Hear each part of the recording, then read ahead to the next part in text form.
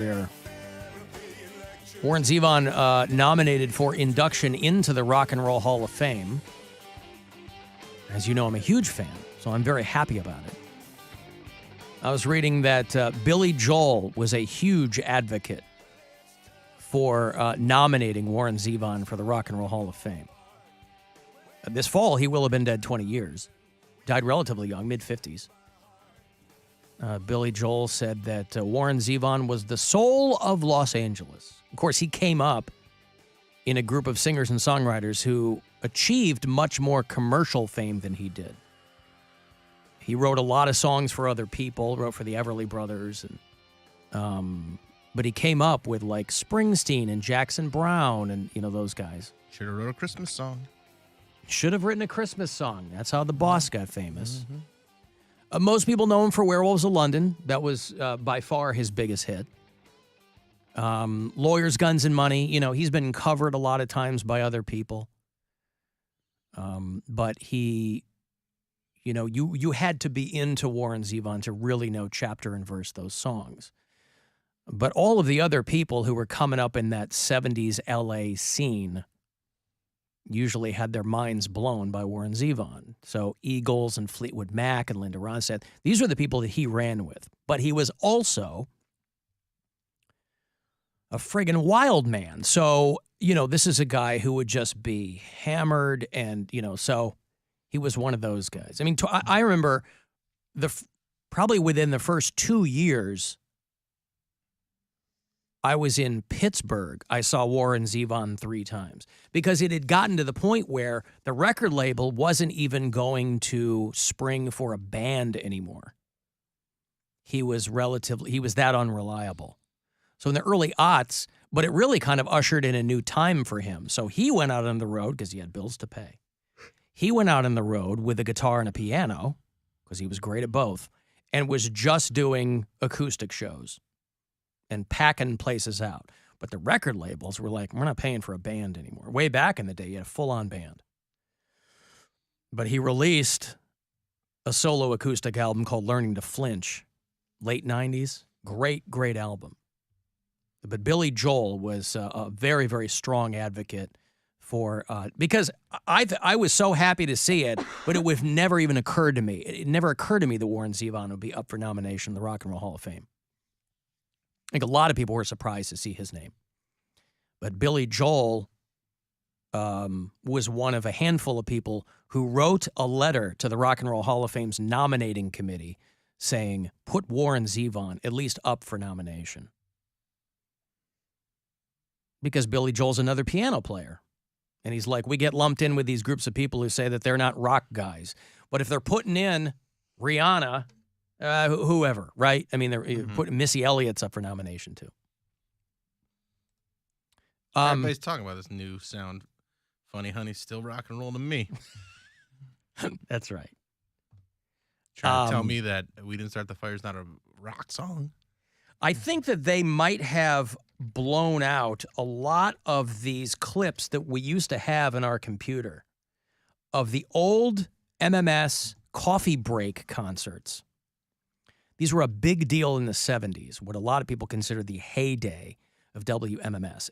DJ Jake C., who is a listener to this show, has created a lot of the fun kind of show mashups that I'll play for you. He sent me Warren Zevon on WMMS from October of 1976. Jeez. Playing some songs, getting interviewed. A midday guy here at MMS a long, long time ago. Some of you older listeners will remember Matt the Cat. I don't even know what the guy's doing now. I never, you know, we had the 50th anniversary party. We had a big 50th anniversary concert for WMMS in 2018. We had Ozzy come through, did a big thing at Blossom. Prior to that, they had a big 50th anniversary party, an opportunity for everybody from every era of WMMS to come together and meet and talk. And so I got to meet a lot of people I hadn't met before because they predated me here. They didn't know me. I didn't know them. Some of them were very generous with their compliments to me. There were a couple of people I wanted to meet who I don't think showed up. I don't think Kid Leo was there. I've met John Gorman on a couple of occasions. He was kind of the program director back in the day that was very prominent here at MMS. But Matt the Cat was doing the interview of Warren Zevon. Now, he did keep referring to him as Warren Zevon. You'd think somebody would have got, They didn't have Google back then. So you'd think Warren would go, it's Zevon. He was never a guy who was going to, hold back. But a lot of good stuff he sent me. So thank you for that. Let me see if I can get this to... October 13th, 1976, Warren Zevon. He went down to dinner in his Sunday best. Excitable boy, they all said. And he rubbed a pot roast all over his chest. Excitable boy, they all said. Well, he's just an excitable boy.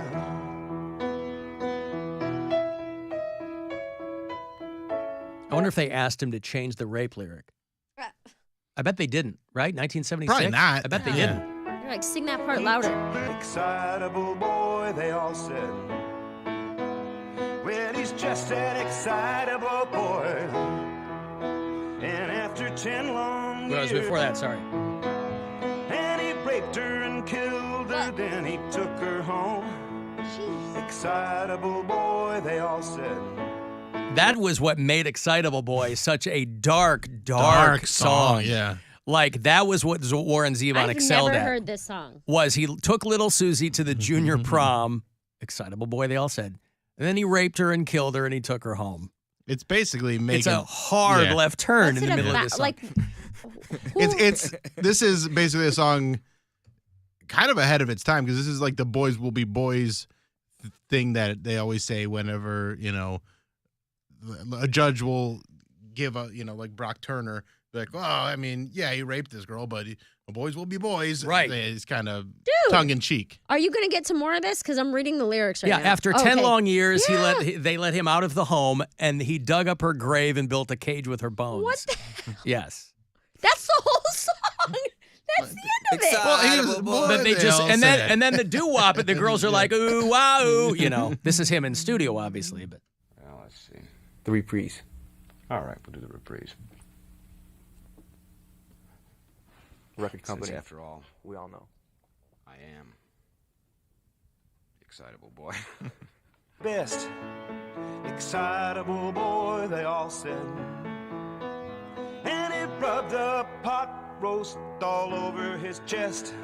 Excitable boy, they all said.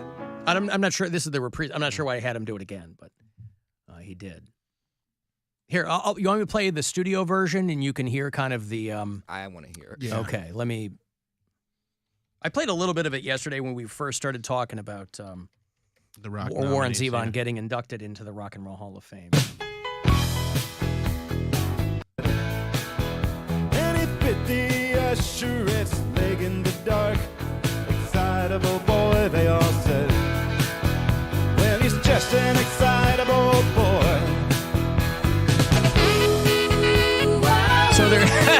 So there's saxophone and there's ooh-wah girls in the background. It really gives you this false sense of security that it's a fun song. It's a very fun song. He's just It's a little guy. very that- dark Yeah, song. people are patting him on the head and saying, oh, this guy is he's having some fun.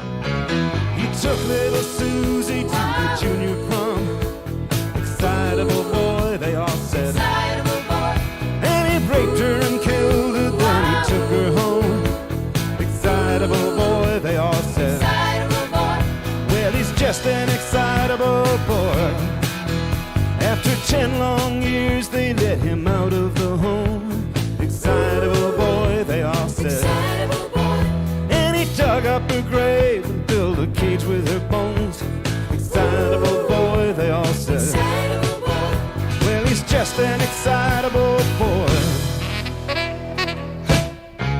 Sweaty sax. But imagine, this is getting radio play and you're driving along and that's how he hooked you in. Yeah, You're like, yeah. this is a sing-alongable song. This is one. Kids in the car seat. When I started collecting records, I grabbed this record and threw it on and just was. I'd never really listened to it before. This is about 10 years ago. And I was like, oh, this is just a lot of fun. And then, like, after listening to it a few times, I caught the darkness of the lyrics. And I was like, oh, jeez. I didn't get into, my mom listened to a million different things, but this was not, I didn't grow up listening to Warren Zevon.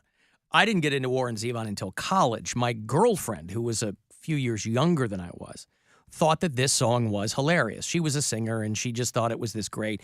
She got me into Warren Zevon because then I was like, I got to know more about this guy. And so she just liked that song, but I did a full-on deep dive into Warren Zevon. I'm like, this guy is speaking my language because he was literate, and he would, every song, that's why I like Steely Dan. I mean, lyrically, you know, it's very, it's dense. It's dense and it's dark, but not on its surface. Everything seems kind of, you know, but it's got that like really black comedic vibe to it.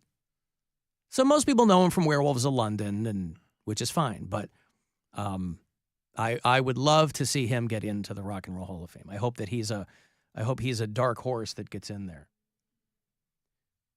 You can leave us voicemails if you like. The Alan Cox Show After Hours line is 216-986-8903. Alan Baby, Corey in Tarpon Springs. You were talking to Woody, talking about the finer points of having COVID and how it's terrible.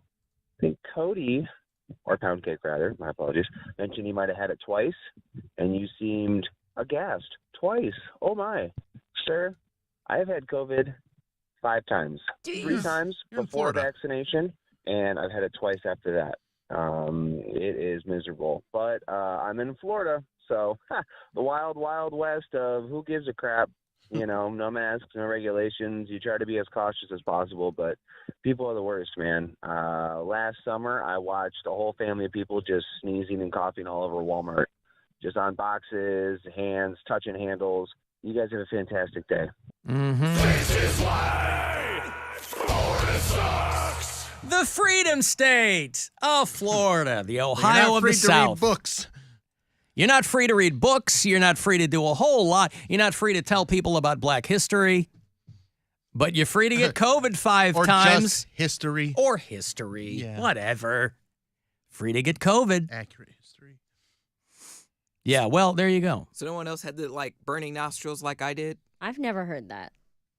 Yeah, it was like... I went to the You had Burning burning Nostrils nostrils? Festival. That was in, when we were in the Bahamas, we went to the Burning Heard of Nostrils Bernie Festival. Bros, but never burning nostrils. Burning Nostrils. Yeah, that was like the one symptom I had. That's how I identify if I have COVID. 'Cause any other time, it's like I have a cold or like I'm congested, and I'm like... I was surprised at how common the loss of smell and taste was with people. You know, you heard about it anecdotally, but like I knew a lot of people who were like, that's how I knew I had it. I couldn't taste anything. I heard about that the first time around. Like OG COVID, that was, I didn't hear about that so much in the last 2 years, I feel like. Just like, I mean, that being the only symptom where you only lose your taste and smell. Yeah. Yeah, I mean, the first time I had it, it was at Christmas, like everybody else. Everyone had it, so it really wasn't that bad because I didn't have to go into work, so I wasn't really losing anything.